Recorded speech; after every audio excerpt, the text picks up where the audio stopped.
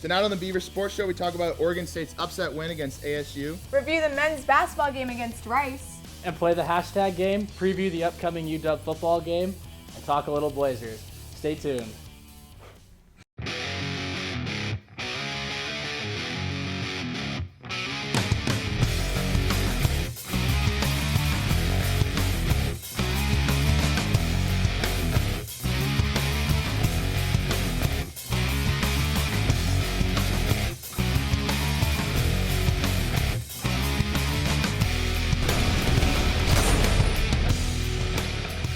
Welcome back to another edition of the Beaver Sports Show. I'm Jenna Lade. I'm Geoff Lowe. And I'm Jake McGrady. And here's Riley Wynn with last week's upset against Arizona State.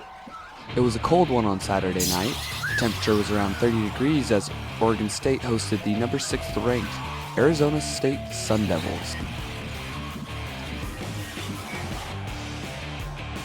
On the Beavers' second drive, Storm Woods scored the first touchdown in the game.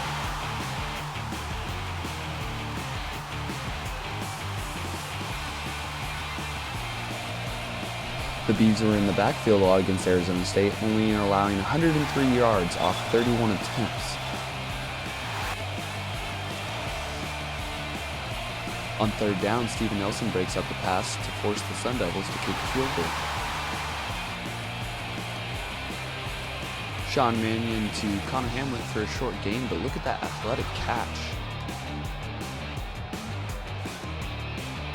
The next play of the Beavers' drive, Teron Ward breaks away for a 66-yard rushing touchdown to put the Beavers up 14-3.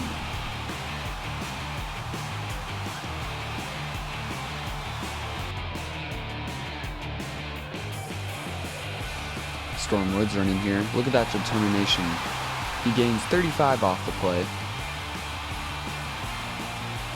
The Beavers' cornerbacks and secondary played really well considering that Arizona State has such a strong receiving corps. Oregon State gets pressure on Taylor Kelly and he throws the ball as he's getting hit, forcing an interception by Zimmerman. They didn't waste any time. The first play of the third quarter, Sean Mannion hits Jordan Villeman for 38 yards.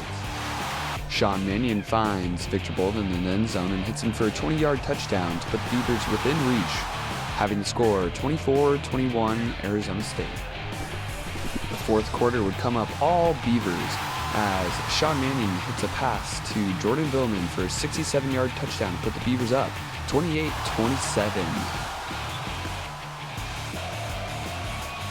.52 left in the game. Michael Doctor intercepted the pass from Taylor Kelly and ran it back for a 35-yard touchdown.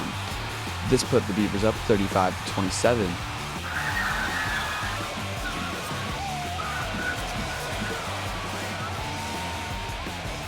The unranked Oregon State Beavers upset number 6th ranked Arizona State Sun Devils, and you can see just the pandemonium that was going on in Reser Stadium. Despite the cold weather, there was tons of fans there and they were extremely loud. Once the game was over, the fans rushed the field and it was quite the experience.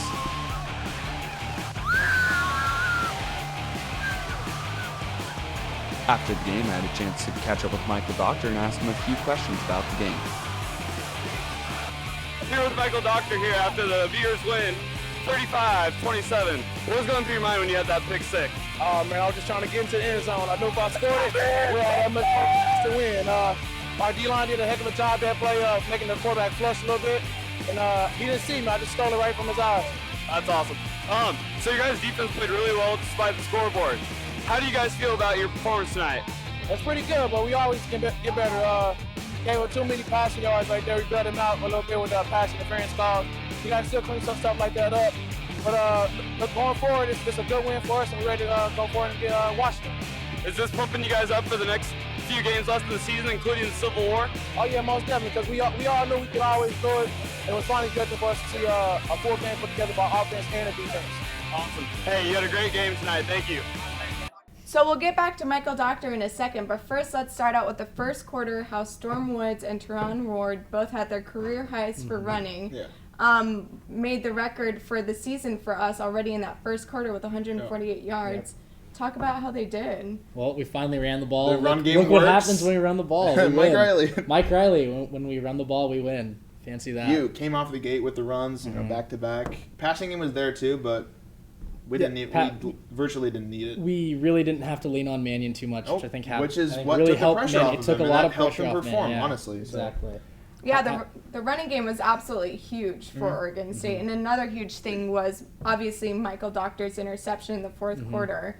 That was absolutely huge. What, a minute 38 left? Something like that. Yeah. Only up by 1 point. Late in the game, up by 1 point, Michael Doctor made a play, being a fifth-year senior. Coffin. Did what he had to do. After going off this big upset, how do you think we're going to do against Washington this weekend? I think we win. I think we can beat the Huskies. I think it's a close game, and I think Oregon State can hopefully ride the momentum of this win and go into Seattle and beat the Huskies. I honestly think the momentum carries. I've thought UW was completely overhyped since even when they were ranked like 23rd. Yeah. I don't think they're as good as they were 3 years ago. So yeah, I think run game continues. Sean Mannion has a good performance if he doesn't get flustered in the pocket. But I'm going win. I'm going carryover win. What are your guys' Seattle. predictions exactly? I'll go 28-24 Beavers. All right, I'm gonna go a little bit more high scoring. I'm gonna go 34-24, 10-point win.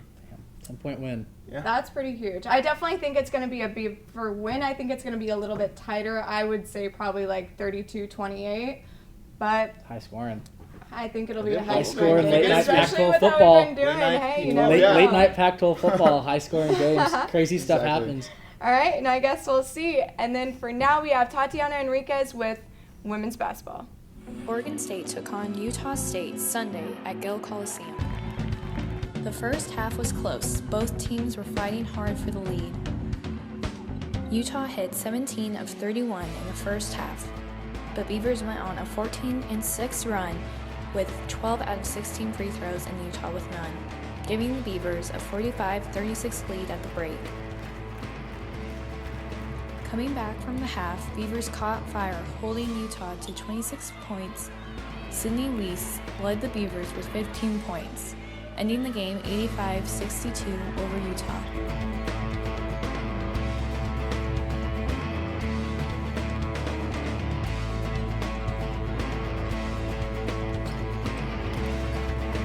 Beavers add this win for the season as they continue 2-0, ranked number 20.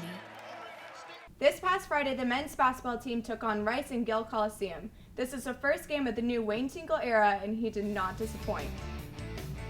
Junior guard Langston Morris Walker had a great game, collecting 11 points and 10 rebounds, 9 of which coming on defense. The Beavers ended up shooting 50% from the field and 33% from the three-point line in the first half. Sophomore guard Malcolm Duvier had a monstrous game against the Rice Owls, shooting 5 for 6 from the line and 2 for 4 behind the arc. He scored a career-high 17 points, along with 5 rebounds on the game. The Owls' leading scorer forward Seth Gearhart with 14 points and Bishop Mency with 11 did try to put up a decent fight alongside 6'10" sophomore center Andrew Drone, grabbing 8 rebounds and 6 points. But this game was all about the Beavers as Dylan Livesay makes his one attempt count, going 1 for 1 from the three-point line. The Beavers would go into the half up 32-22 and would continue the success throughout the whole game. Oregon State would out-rebound the Owls 44-27 throughout the whole game, with Gary Payton ending second on the team with 9 points. In the second period, their scoring continued for the Beavers. Victor Robbins had a nice jumper, and Jamal Reed exploded with layups and jumpers that racked up 8 points in the half. Rice came back with some three-point shots, but that wasn't enough to hold Reed and Duvier.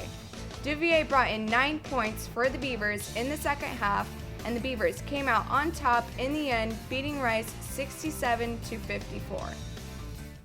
Now let's talk some wrestling.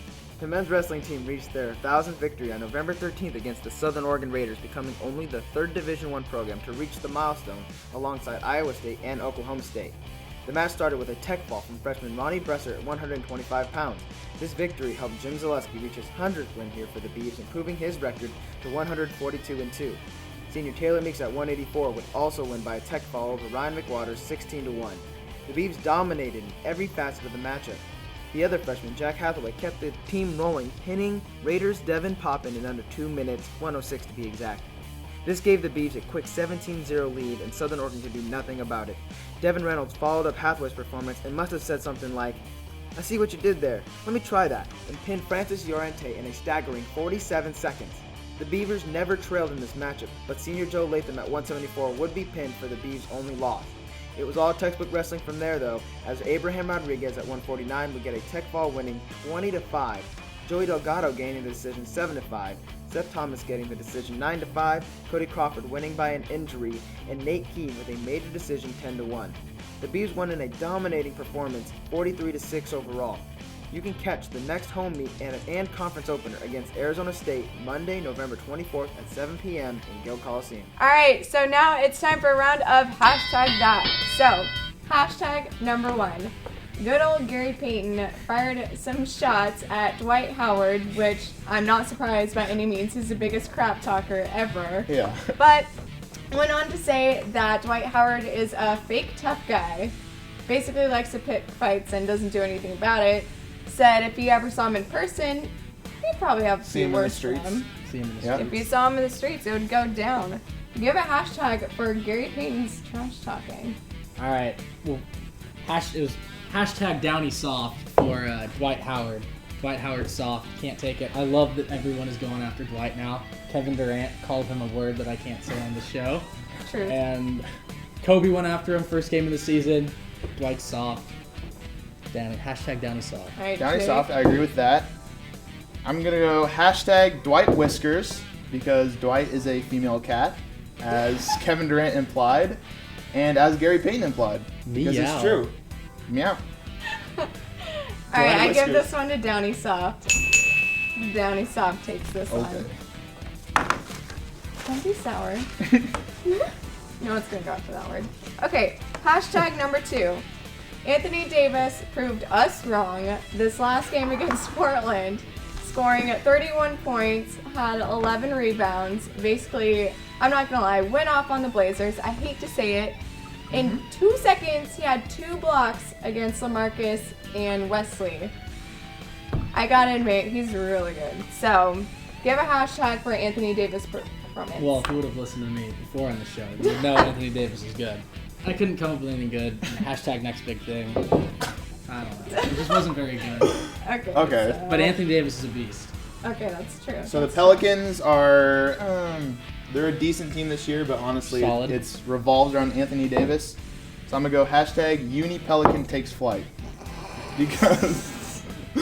I think it's safe to say we have no winner. Yeah, I did struggle with this. Are you kidding me? There's an obvious winner. That's like not even true. He's a uni bird, a bird that flies out of the flock by himself. Because he has a unibrow and he plays for the Pelicans. He's an independent woman. He's an independent uni bird. I mean, I'm not saying I should win. Tied 1-1. Stop, Geoff. Alright, 1-1. Hashtag number 3. Probably my favorite. Poor Doug McDermott tried to get in a little pic with CP3, Blake Griffin, and Kid Ink. But instead, Blake Griffin kind of gave him a little elbow and wouldn't let him in the picture. He got his way, but still. Poor Doug. So, give a hashtag. He snuck in there. He got in there. Give a hashtag for Blake stiff arming poor Doug McDermott. Hashtag welcome to the show. Doug McDermott being a rookie. Doug McDermott being a rookie, getting some rookie treatment, trying to get in on You spelled welcome. Did I? Oh, I did. I thought that he... And does that conclude? So, Jake. I'm going to go hashtag Dougie Mc back up, boy. Because he needs to get up out the pick. Blake Griffin hit him with the stiff. And he's not kidding. kidding. Stiff arm? Yeah, he's not kidding Smain Chick, if you know the song, so. Sorry. Yeah, I just came up with that on the fly, too. I did not even think about that. That was pretty good. And he hit him with the stiff. He hit him with the stiff. Okay. Obviously. I already said it. Dougie McBackup, boy. Dougie McBackup. Dougie McBackup. And he just dropped it. Come on, that's just okay. And on that note, that about sums it up. We're out of time. So thanks for tuning in with us. I'm Jenna Lade. I'm Geoff Lowe. And I'm Jake McGrady. Have a good night. Snapcast me.